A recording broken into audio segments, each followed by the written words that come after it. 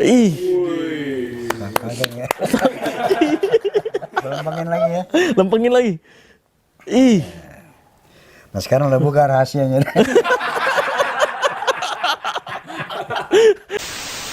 Ketika masalah Mbak Alawi kan maksudnya. Iya betul. To the point.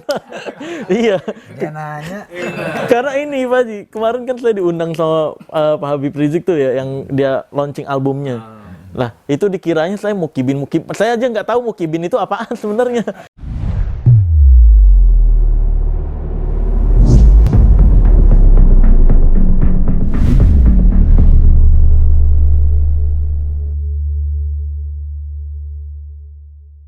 Video kali ini, gue bersama dengan seorang raja, Masya Allah. Raja Dangdut Indonesia. Wih, keren, Pak Haji Rhoma Irama. Assalamualaikum, Pak Haji. Waalaikumsalam warahmatullahi wabarakatuh. Ini Pak Haji Rhoma juga pernah saya bahas di video saya nih, yang bengkokin besi. Oh iya. Iya, karena banyak yang bilang itu adalah karomah Nabi Daud. Pesulap merah nggak mungkin bisa bongkar, katanya. Nah itu gimana, Pak Haji? Sini. Ini, karomah Nabi Daud. Nah, tuh bunyi. Tuh. Besi kan? Besi. Lihat nih ke rumah Nabi Daud. Nabi Daud katanya. Bismillah. Ih. Kaget ya. Ini ntar di-cut lagi. Lempengin lagi ya. Lempengin lagi. Ih. Nah sekarang udah buka rahasianya. Udah. Jadi sebenarnya guys, ini yang bisa dibengkok-bengkokin, ini benda-benda itu ada banyak nih. Kayak contohnya ini. Ada obeng juga bentuknya nih, lihat. Nih, tuh. Ya kan? Nih, bisa dibuat jadi obeng inul. Kan dulu serba inul kan? Kalau yang liuk-liuk. Nah, terus ada lagi nih. Ini paku limbat disebutnya. Iya. Nggak tahu kalau di toko-toko alat dukun, toko sulap, pasti disebutnya paku limbat. Nih ada lagi paku. Dan kalau yang di dunia sulap sebenarnya adalah yang ini nih. Yang sulap aslinya, baut. Ini keras nih, Pak Haji. Coba dorong gitu, Pak Haji. Enggak dorong. Nah, ini keras nih. Bentar. Gue pegang dua-duanya dong. Ayo udah, boleh. Keras. Nah, kayak keras kan sini. Nih, kalau gini. Nih lihat, kalau udah keras kayak gitu nih, Pak Haji, ini bisa bengkok ini gini nih. Tuh. Bengkok. Set. Nah, ini sulap yang aslinya sebenarnya. Karena bisa dicek sama penonton dan semacamnya. Sedangkan kalau yang ini properti lah, bisa disebut properti. Kayak gitu. Nah, Pak Haji, saya mau nanya nih. Dulu cita-citanya memang jadi pedangdut atau ada cita-cita lain, Pak Haji Rhoma? Sebenarnya cita-cita saya jadi pesulap. Oh, jadi oh gitu ya. Jadi pedangdut. Kok itu? Cita-cita saya sebenarnya pengen jadi hakim. Oh, jadi hakim. Kepengen jadi hakim, makanya sekolah satu hukum sosial gitu. Nah, tapi di situ saya yakini bahwa ada qada, ada qadar. Bahwa ternyata apa yang kita inginkan tidak selalu itu yang menjadi kenyataan. Nah, jadi ada disitulah takdir, peran takdir itu. Ternyata memang garis saya di seni ternyata. Tapi emang dari awal udah suka dangdut gitu, Pak Haji Rhoma? Ya dari kecil memang saya suka dua kubu dunia musik ya. Saya suka lagu-lagu barat, saya suka lagu-lagu India. Oh. Itu sejak kecil itu. Oh, lagu barat sama India. Ya. Kok bisa jadi ke dangdut? Ya kan dangdut itu kan salah satu, kalau Anda dengar lagu Viva Dangdut. Ini musik Melayu berasal dari Delhi. Lalu kena pengaruh dari barat dan India. Jadi dangdut itu asalnya orkes Melayu. Oh. Dulu itu orkes Melayu. Oke. Belum jadi dangdut. Oke. Begitu saya membuat revolusi musik pada tahun 70, ketika itu terjadi rock fever ya di dunia itu, yang dibidangi oleh Led Zeppelin dan Deep Purple. Saat itu orkes Melayu ini kegusur lah sama aliran rock ini. Oke. Maka saya berinisiatif bagaimana supaya orkes Melayu tetap eksis. Maka saya buatlah revolusi musik saat itu, tahun 70. Oke. Nah, jadi apa yang saya revolute? Pertama masalah equipment. Misalnya musik equipmentnya itu, kalau orkes Melayu kan dulu masih semuanya apa? Akustik ya? Akustik. Oh, akustik Dulu ya? akustik semua. Oke. Nah, saya buat elektronik semuanya. Oh. Kemudian bagaimana performan orkes dangdut kan dulu duduk gitu kan. Saya buat seperti rock, kita berdiri. Kemudian pakai stage act gitu kan. Iya, iya. Pakaian-pakaian mereka tuh saya kenakan ya. Oh. Rambut panjang, kemudian Iya, iya. pakai pakaian-pakaian rock lah. Nah, kemudian saya juga revolute dalam musiknya. Oh. Saya buat beat-beat rock masuk ke orkes Melayu. Contohnya kalau Anda dengar misalnya Nafsu Serakah. Nggak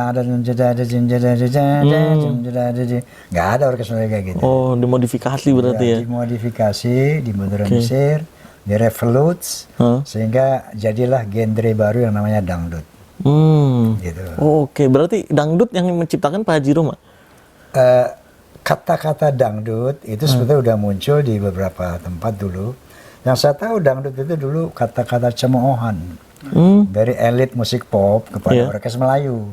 Oh gitu? Ya, aslinya? dangdut. Oh, oke. Ada juga yang katakanlah yang mengklaim dangdut itu, ada seorang bawa dari Jawa Barat, istilah dangdut ya. Ada juga dulu ada Radio Agustina itu kan bikin apa sop dangdut ya. Iya. Nah, tetapi justru yang membuat dangdut menjadi genre, insya Allah Rhoma Irama. Oh. Jadi Masya Allah. dengan revolusi itu, maka dangdut yang tadi kata-kata cemoohan menjadi sebuah genre baru yang namanya dangdut. Dangdut itu, oke. Tapi dulu emang sekolah musik atau gimana Pak Haji? Emang bakat dari lahir atau gimana? Atau karomah Nabi Daud itu? Garomah. Oh, garomah ya. Iya, iya. Ya, sebetulnya musik ini given ya. Oh, gitu. Given aja. Artinya saya dulu belajar musik, mencoba belajar. Noten balok kan, Iya. yang kayak toge gitu loh. Iya, paham. Itu nggak pernah ngerti tuh kalau di sekolah tuh. Saya dulu belajar, Oh, private. Selanjutnya saya coba membuat lagu. Saya buat lagu, begitu saya pakai ini, saya maunya ke sini, tapi dilarang sama itu. Musik. Oh iya. Nggak boleh, barnya kurang, ini kurang. Tapi asikan begini. Oh. Kalau salah lebih enak daripada benar gitu. Nah, dari situ saya nggak belajar lagi musik.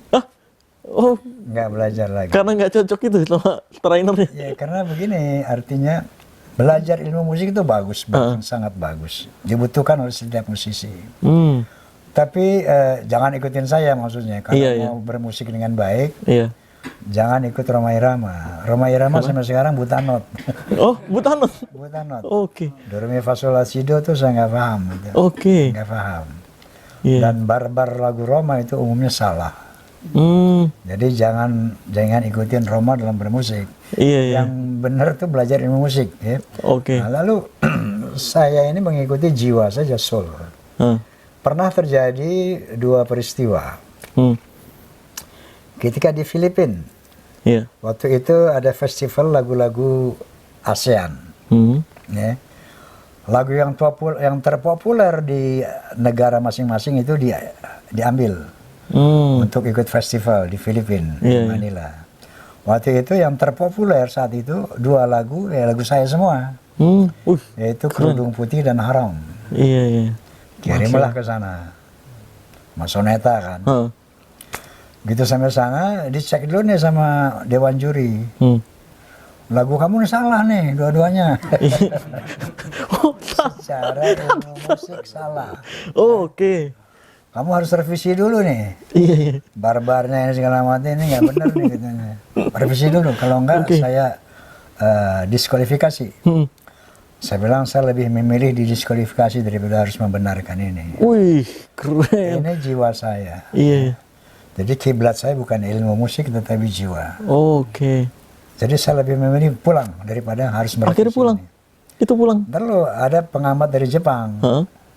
Nah orang Jepang ini keren. Apa? Dia bilang, it's okay. You have to follow him, not he follow you. Jadi lo mesti ikutin si Roma, jangan Roma ikutin lo. Iya, Dia iya. bener nih begini. Jiwa emang, musik emang begitu jiwa. Oke. Akhirnya ikut festival, alhamdulillah Wih. kalah. Karena disalahin itu barnya. Karena ternyata 50% alat musik saya nggak bunyi. Nggak tahu tuh kayak. Wah, disantet.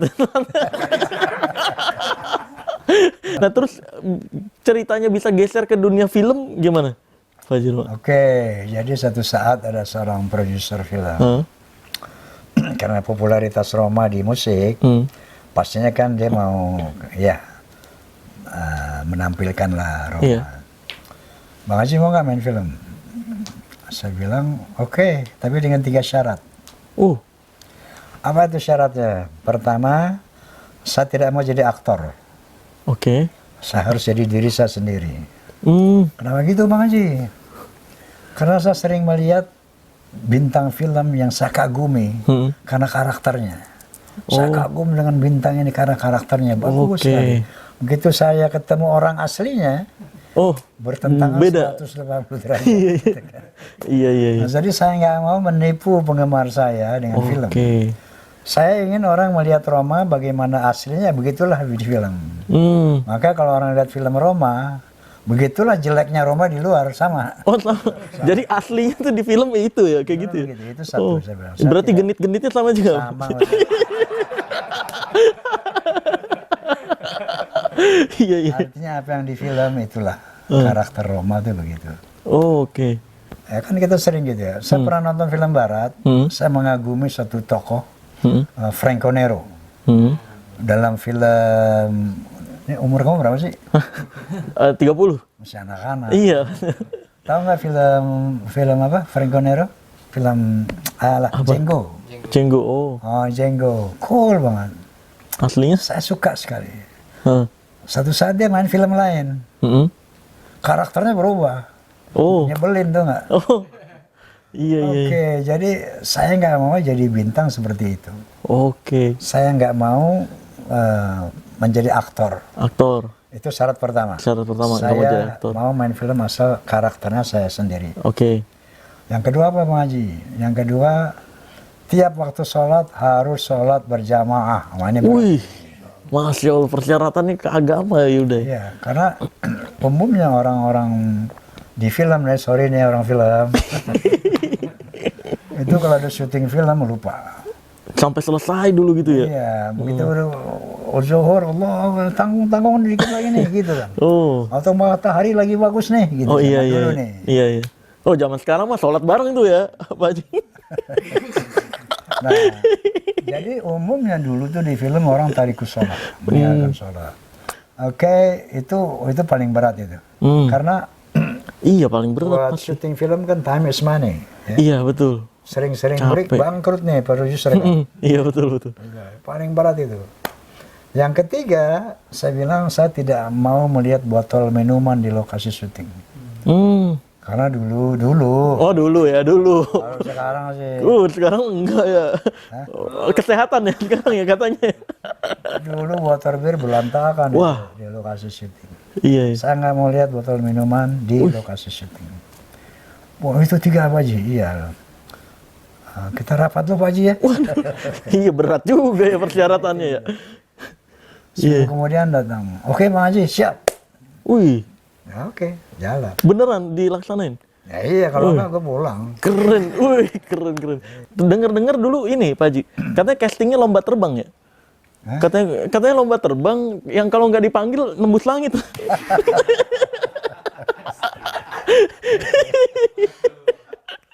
Adiknya dulu disuruh kan? Adiknya dulu, iya.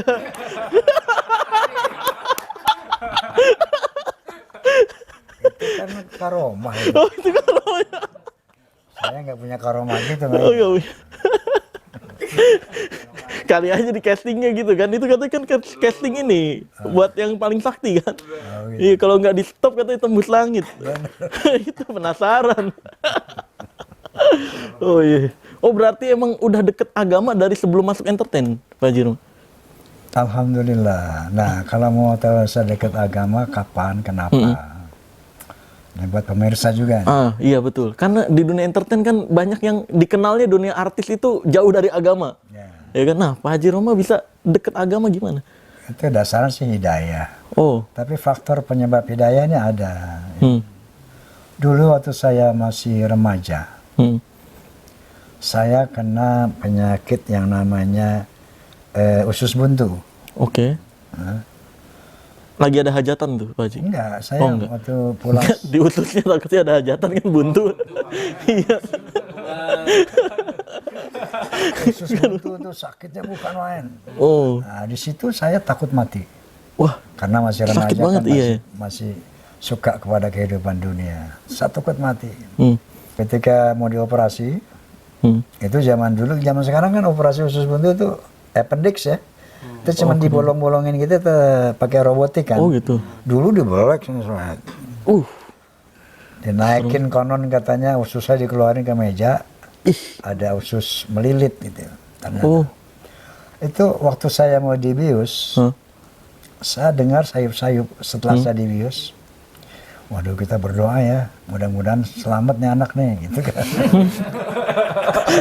saya bilang berjanji sama Allah, ya Allah, kalau aku mati sekarang, mohon ampuni dosa-dosa saya. Tapi kalau engkau selamatkan aku akan beribadah semampuku kepadamu ya Allah. Itu saya janji. Oke. Nah makanya ketika kita mendapat ujian atau penyakit atau apa, berjanjilah sama Allah. Seandainya engkau sembuhkan ya Allah, aku akan berbakti kepadamu. Seandainya engkau matikan aku, ampuni doaku. Itu saat saya betul-betul dekat kepada Allah. Dapat. Karena penyakit itu jangan dianggap azab itu. Sangat boleh jadi itu ujian Allah untuk memberi hidayah kepada kita. Ya. Bisa juga buat pengampunan dosa gitu ya. Ya pasti kalau pengampunan dosa itu ada qalan Nabi SAW, ma yusibul mu'minna min nasabi wala hammin hatta syaukata yushakuha illa kafarallahu bihi min sayyiati. Kama qala Rasulullah SAW. Tidak ada satu bencana yang menimpa orang beriman. Entah bencana itu bencana alam, bencana pikiran, bencana penyakit. Hatta syaukata yushakuha. Termasuk sakit ditusuk duri saja, ketusuk jarum saja. Itu Allah sudah kompensasikan dengan menghapuskan dosa. Sesuai dengan beratnya penyakit. Makin berat penyakit seseorang, makin banyak Allah ampuni dosa-dosanya. Oke, berarti nah itu selama ini kan masyarakat Indonesia banyak yang sakit dikit dibilangnya disantet, diguna-guna, akhirnya malah percaya dukun. Padahal itu bisa jadi Allah lagi mau ngampunin dosanya. Tapi karena pikiran dia kayak gitu, malah berobat ke dukun malah ditambahin. Gue tambahin gitu kali ya. Kasihan juga dia. Iya, jadi banyak penyakitnya nggak sembuh-sembuh lagi kan. Orang disuruh minta tolong ke Allah, malah minta tolongnya ke dukun gitu. Nah, terus juga banyak yang berpikir Bang Haji Roma Irama ini pakai tasbih itu jimat tuh. Kesuksesannya gara-gara tasbihnya pasti. Nah itu gimana ceritanya? Tasbih itu sebenarnya kan nggak zikir di panggung, Pak. Itu tasbih ceritanya gimana? Zikir itu kan macam-macam. Ada zikir bil lisan, kemudian ada zikir bil qalb, ada zikir bil ruh, bil nafas. Itu saya menggunakan kalung tasbih dulu, motivasinya syiar Islam. Karena dulu waktu saya muda, waktu saya remaja, itu teman-teman kita dari Nasrani pakai kalung salib kan, kalung-kalung salib gitu. Saya cemburu. Mereka bisa mempropagandakan agamanya pakai kalung salib. Gue mau promosiin Islam mah pakai tasbih. Gitu. Iya. Tujuannya itu. Tujuannya fashion berarti. Identitas. Gue Muslim, maksudnya gitu. Lah. Tapi maksudnya itu tasbih gitu. Turun dari langit apa gimana? Ya kali ya, kan kita nggak tahu. Turun dari kan emas. Itu rantai emas ya? Rantai emas. Iya. Iya, bukan tasbih itu ya. Iya, kali aja kan nanya ini. Kali aja kan lagi doa turun gitu. Turun tasbih itu. Itu satu. Kedua memang saya dulu masih muda itu sering pegang tasbih 33. Kalau Anda lihat sekarang tasbih 33 itu made in Roma Irama itu. Oh, emang iya? Ya, dulu nggak ada tasbih 33. Oh alah, Tasbih baru tahu. selalu 99. Oh, full ya langsung. 99. Kalau ada tasbih 33 itu saya memproduksi. Bikin sendiri gitu. Bikin sendiri. Nah, dulu saya suka zikrullah. Oke. Nah, ternyata tasbih itu sebagai alat bantu ya. Heeh, iya benar. Contoh kalau saya lagi di mana-mana, lagi rapat lagi apa, pegang tasbih, tek langsung ingat. Oh. Subhanallah, subhanallah. Wih, Masya Allah. Langsung ingat. Iya. Sebetulnya buat saya itu alat bantu. Iya benar. Bukan alat penghitung, itu alat bantu. Oke. Dengan memegang tasbih, langsung ingat kepada Allah. Tapi kalau sudah terbiasa, insya Allah, anytime kita ingat Allah. Gitu. Oke. Oh, jadi memang pakai itu di panggung-panggung juga untuk syiar. Syiar Islam. Syiar Islam. I'm a Muslim, gitu. Oh, jadi banyak percaya orang diri. salib. Iya benar, orang-orang kan pada pede-pede kan yang pakai sekalung salib. Ini juga pakai Islam. tasbih. Wih, nggak mau kalah ya, percaya dirinya tuh, Masya Allah. Tapi sempat kayak belajar pesantren gitu nggak sih, Pak Roma? Saya nggak pernah pesantren secara resmi. Tapi saya belajar ngaji masih kecil itu. Ada ya beberapa muallim zaman dulu tuh muallim. Ada muallim Mukhtar, al-Maghfurlah, muallim Taba, al-Maghfurlah, ada perempuan Nyiti. Iya. Nah, kemudian semua ulama itu adalah guru saya. Apalagi sekarang zaman media sosial. Zaman YouTube. Ya. Sesungguhnya dengan ini YouTube kan ilmu Allah. Iya, betul. Dengan YouTube itu kita ternyata mendapat kemudahan yang luar biasa. Mau belajar hadis apa saja, Bukhari Muslim, mau belajar bahasa Arab ada. Betul. Mau belajar Quran ada. Dipermudah. Cara membaca Quran ada ya. Iya benar. Masya Allah. Dipermudah. Jadi, ini ilmu Allah. Untuk memudahkan manusia belajar. Nah, memang dulu saya banyak membaca. Sampai saya katakan kalau ditanya pesantrennya di mana? Pesantrennya di kolong piano gitu. Baca di kolong piano. Oh iya. Kan ada grand piano di depan. Iya. Kalau istirahat, rekaman, saya ke kolong piano. Dulu ada Quran kecil. Iya. Saya baca Quran kecil sebelum ada gadget ya. Saya baca Quran. Setiap hari selalu baca Quran. Wih, rajin banget. Itu setelah sembuh penyakit itu ya? Iya, setelah saya berjanji kepada Allah. Kalau sembuh Engkau langsung. sembuhkan ya Allah, saya akan mengabdi kepadamu. Langsung totalitas deket.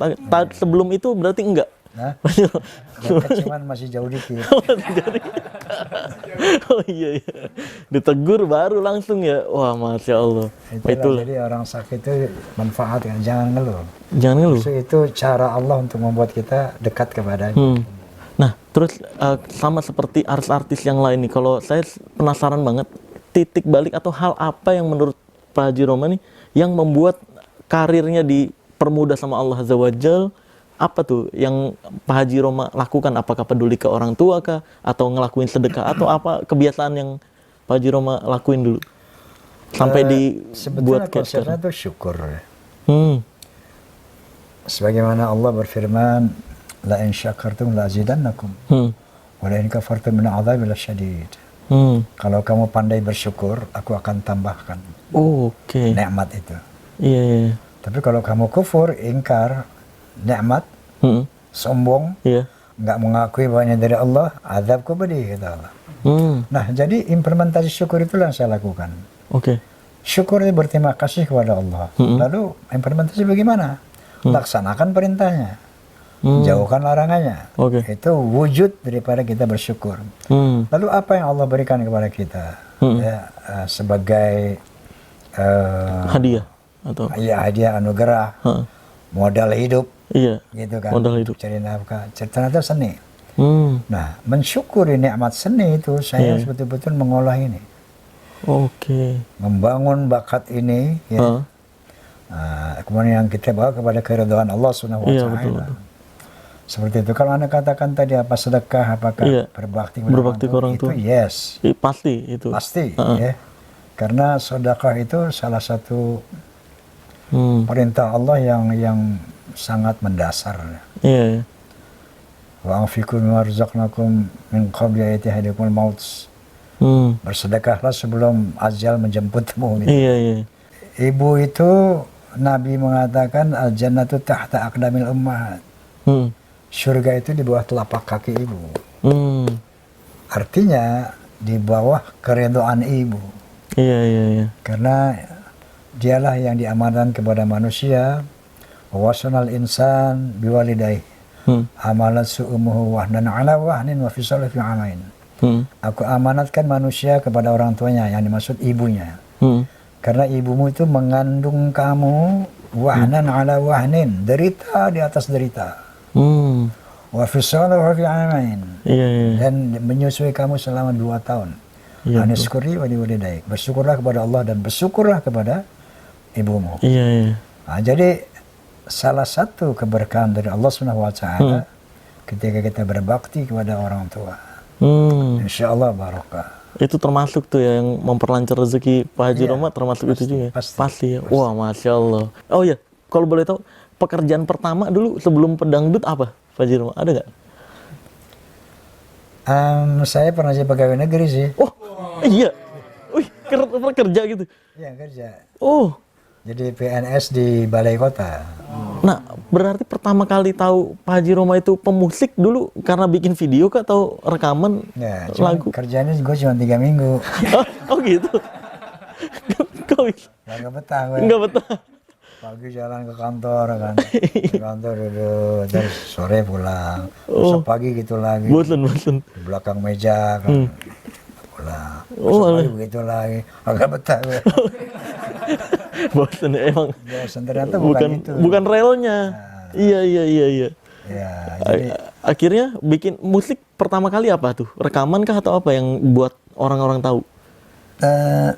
ya Naik. saya sebetulnya kan sebelum rekaman, Udah manggung-manggung kah? ya saya banyak mengisi panggung-panggung rakyat. Oh, oke. Dulu kan saya punya band dan orkes Melayu ya. Heeh. Band saya itu dulu Gayan, bukan Gayan, Gayan. Kayak. Itu membawakan lagu-lagu barat di pesta-pesta ada have. Iya. Malam minggu yang lain bawa lagu-lagu orkes Melayu dan lagu India di kampung-kampung, hajatan-hajatan orang kampung. Nah, jadi dari awal memang dua dunia ini saya bersamaan gitu, antara Barat dan India dan India. Melayu. Oke. Jadi memang dikenalnya panggung ke panggung, mulut ke mulut gitu ya. Betul. Wih, Masya Allah. Udah relnya, udah relnya pasti. Iya, betul. Nah, sekarang saya berhusnuzon kepada Allah Subhanahu wa taala. Dakwah dalam musik itu sekarang ini bukan tabu lagi. Ya, sesuatu yang dilakukan banyak seniman dulu. Masya Allah, antara musik dan agama itu gapnya besar banget. Iya benar, memang dunia musik kan nyampe sekarang malah sebenarnya Pak Juno ya, di dunia musik banyak tuh. Alhamdulillah ya, dulu jihad saya yang pertama di musik. Mau ngegabungin itu? Assalamualaikum, ucapan salam itu. Oke. Dulu mana ada pentas musik pakai assalamualaikum? Iya benar. Nggak ada. Dikira mau kultum. Iya. Nah, itu jihad saya pertama dulu di pertama Ancol kali. itu. Oke. Di Ancol. Ya. Jihad pertama mengumandangkan salam di panggung musik. Wih, pertama Apa kali. yang terjadi? Apa? Assalamualaikum warahmatullahi wabarakatuh. Dilempar. Bukan masjid nih. Emang iya? Ay. Oh begitu ya dulu ya? Ay, kacau ya. Ada salam di panggung musik. Perjuangannya sebesar itu berarti ya? Masya Allah. Iya, sebelum jadi raja dangdut, apa sempat dilemparin dulu itu, baru tahu tuh. Terbongkar satu. Pernah dilemparin. Nah, enggak, kalau yang belakangan ini kan Pak Haji Roma tuh banyak yang kayak menyayangkan kayak kok malah bahas tentang ini sih apa yang nasab-nasab itu gitu, malah jadi kayak gitu. Nah, itu nanti panggungnya sepi loh dan semacamnya gitu. Itu gimana tanggapan Pak Haji Roma? Pertama bahwa bicara nasab itu kan Perintah Allah Subhanahu wa taala untuk menegakkan amar ma'ruf nahi mungkar. Ada perintah, bukan ini tiap-tiap sendiri. Oh. Wa takum minkum ummatun yad'una ila al-khair wa ya'muruna bil ma'ruf. Iya. Wa yanhauna 'anil munkar wa ulaika humul muflihun. Hendaklah ada orang di antara kalian, hai umat Islam, yang sungguh-sungguh menyeru kepada kebaikan, menyeru kepada yang ma'ruf, dan mencegah kemungkaran. Iya. Nah, ketika masalah Ba'alawi kan maksudnya? Iya betul. To the point. Iya. Dia nanya. Karena ini Pak Haji, kemarin kan saya diundang sama Pak Habib Rizik tuh ya, yang dia launching albumnya. Lah, itu dikiranya saya mukibin. Saya aja nggak tahu mukibin itu apaan sebenarnya. Mukibin itu apa? Katanya ketemu Pak Haji Roma Irama biar tobat dari mukibin. Maksudnya apa sih mukibin itu sebenarnya gitu? Karena banyak yang bilang, masa ya pesulap diundangnya buat launching album? Nah, Pak Haji Roma Irama pedangdut diundang nggak waktu itu? Launching album enggak kan? Iya, jadi tergantung Pak Habibnya mau ngundang siapa. Karena saya nggak ngerti apapun tentang lagu, ya udah datang aja gitu, hiburan. Tapi dikirain malah mukibin. Nah sekarang udah ketemu Pak Haji Romanya nih, ya kan? Apa? Coba kenapa tuh? Emang ada masalah apa tuh? Ya masalahnya ini sangat setelah satelitis. Saya yakini bahwa memang ini mungkar. Oh. Kemungkarannya gimana? Pertama, bahwa kita melihat di media sosial tentang kemusyrikan dan hal-hal yang khurafat. Ini jelas bisa disaksikan oleh semua orang. Kemusyrikan misalnya berdoa minta kepada Allah, tapi dia sebut nama Habib. Oh ya iya. Umar Muhdar, ya Umar Muhdar. Oh itu saya juga nggak setuju sih bener. Nah ini musyrikan. Iya. Katanya dalihnya kan katanya lebih simpel. Lah lebih simpel ya Rob. Iya kan, lebih simpel ya Rob. ROB gitu kan ya. Daripada Umar Muhdar. Iya, aneh itu sebenarnya. Kedua, minta-minta ke kuburan. Ah, itu bener. Ini musyrik. Sementara kuburan itu, kata Nabi SAW, kuntu nahitukum an ziyaratil kuburan. Fazuruha inaha tadhkiratul akhirah. Iya. Dulu aku mengharamkan kalian berziarah kubur. Tapi sekarang ziarahlah, itu untuk mengingatkan diri kepada kematian, kepada akhirat. Jadi ziarah kubur itu tujuannya satu, mengingatkan kita kepada kematian. Kedua, mendoakan si mayit, bukan minta kepada si mayit. Iya benar. Allah Nabi SAW bersabda, "Idza mata ibnu Adam inqata 'amalu illa min thalathin, shadaqatin jariyatin wa 'ilmin yuntafa bihi wa waladin shalihin yad'u lahu." Kalau sudah mati seorang anak Adam, putuslah amalnya. Iya betul. Artinya dia tidak bisa berbuat lagi untuk menambah kebaikan baginya. Iya, Tidak bisa lagi, selesai. Iya betul. Illa min thalathin, kecuali 3 hal. Pertama, amal jariyah. Kedua, ilmu yang manfaat. Iya. Anda nih zaman ilmu sama orang kan? Iya. Orang-orang yang mendusakan rakyat, iya betul. Dukun-dukun dia. Anda rungkat itu. Iya betul. Ilmu itu buat rakyat. Oh itu yang akan tetap ada ya. Oh masya Allah. Yang ketiga, anak-anak kita yang soleh yang mendoakannya. Oke. Jadi ke kuburan, orang-orang mereka pada minta ke kuburan. Ini musyrik. Iya, kalau minta langsung nggak perlu perantara sebenarnya ya. Kepada Allah. Iya, ke Allah langsung gitu, nggak perlu perantara kuburan sebenarnya. Betul, setuju. Itu betul. Ya, itu belum lagi khurafat yang tadi Anda bilang apa, nurunin emas. Oh iya, turun rantai emas. Iya. Oh itu emang ada yang nganggap asli itu? Enggak nanya doang. Kirain emang cerita buat menuju tidur kan gitu kan. Oh, ada yang nganggap asli. Ya, khurafat yang menyesatkan umat banyak. Nah, kita sebagai muslim terpanggil untuk meluruskan akhirnya. Yang kedua, kenapa masa balik ini saya bunyi? Ini ada agenda menguasai Indonesia. Dengan membuat kuburan-kuburan palsu. Iya, belakangan banyak. Mungkin ribuan sudah di Indonesia. Betul, di beritanya banyak juga tuh. Dia membelokkan sejarah NU, menunjukkan sejarah Wali Songo, membelokkan sejarah nasional. Sampai mereka berkata Indonesia milik Aulia Tarim. Ini kan klaim politik ya. Bahwa dia mau menjajah ini. Sebagai muslim dan sebagai warga bangsa Indonesia, saya rasa nggak boleh diam gitu. Itu sebabnya kenapa saya bicara soal nasab.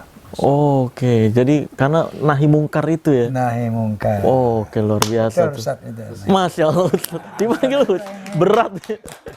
Berat menyandang gelar Ustaz itu. Aduh. Pas di luar kamera nih guys, ada analogi bagus tuh. Kalau mau kemungkaran nggak dihilangkan kayak apa, nanam padi. Oh ya. Yang itu. Jadi amar ma'ruf wa nahi mungkar itu seperti dua mata uang. Hmm. Ini. Hmm. Seperti dua mata uang. Dua sisi mata uang. Ya. Ketika kita menegakkan amar ma'ruf Ya. tanpa mencegah kemungkaran, masyarakat tidak akan terbangun. Contohnya seperti orang menanam pohon berladang. Iya. Kemudian ladang ini dirawat, dikasih pupuk yang bagus. Itu amar ma'ruf tuh. Amar Iya. ma'ruf. Dikasih pupuk. Dikasih pupuk, dirawat. Dirawat. Tetapi Hah? hamanya nggak Hilangkan. dipadamkan, nggak dibinasakan. Iya, iya, iya. Dibiarkan aja hama merusak tanaman. Oh, nggak jadi-jadi tuh. Nggak jadi-jadi kan. Nggak panen-panen itu ya? panen-panen. Oh, Itulah masa harus sejalan amar ma'ruf wa nahi mungkar. oke. Nah itu tuh, analoginya tepat banget tuh guys. Ya. Jadi nahi mungkar menghilangkan hamanya Betul. agar amar ma'rufnya menghasilkan buah, menghasilkan hasil yang kita mau gitu. Luar biasa. Mungkin begitu aja ngobrol-ngobrol kita kali ini. Tadi udah banyak banget juga tuh pengetahuan-pengetahuannya yang mungkin bisa jadi inspirasi untuk teman-teman semua. Ya udah, mungkin begitu aja Pak Haji Roma Irama. Terima kasih banyak. Terima kasih. Syukran jazakallah khair. Masya Allah. Ini dulu masih saya kecil, Pak Haji Roma Irama udah main film nih, udah genit-genitan. Oh, berarti itu asli. Baru tahu.